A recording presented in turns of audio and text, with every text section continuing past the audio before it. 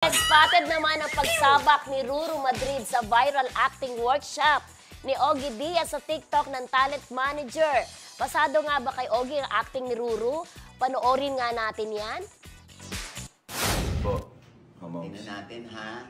Yung nababiral ngayon, gusto ko gawin mo yun ha. Sige po. Okay po. Level tayo dito ha. Oo, kunwari galit ka sa akin. Okay po. Ha? Parang isusumpa mo ko. Okay? Ano sinasabi mo? Hayop ka!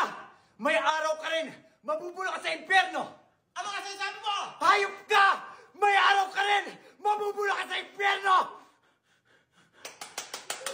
Ang galing-galing mo, Ruru. Ang galing-galing mo. Ruru, ang galing-galing mo. Dito po ako. Ayan. Ay, Ruru, ang galing-galing mo. Salamat po. Thank you po. Diba? Kakaliwan, no? Alam mo, usong-uso na talaga yung hayop ka! Teka lang. Teka muna. What? Di ba? Pero ganito. Ayan. Hayop ka! May araw ka rin! Mapupunta ka sa impyerno! O, yung Hayop ka! concept natin. Yung natin, baka masira. Naubok ko tuloy. Kailangan may pag-ulit mo. Oo. Ano? Wala ka hindi ko na kaya.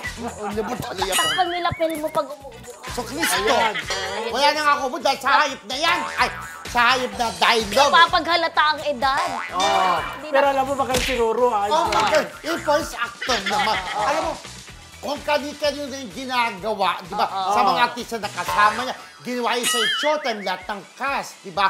Doon kay Ken Chan, doon sa ano, talaga nag-viral po yun kasi nakakatuwa yung acting part. Talaga ilalabas mo Ang yung sama tulong ng talaga loob ng mo, social di ba? media, di ba? Oo. Dahil dyan, marami na tuloy nag-enroll sa workshop ni Oo. Pero alam mo, Diaz. pinaka-comedy yung kay Nicole Natividad. Ay, oo! Pinaka-favorite yung, ko ako yun. rin, yung parang napikon. Pero sasaktan ako. Sabi yung gano'n. Pinaka-favorite gusto ko ko rin talaga yan. yun. Comedy. Alam Ano? mo si Nico? Panalo.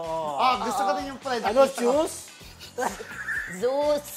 Joke lang. Sabi ko yung sus ko ito, bago.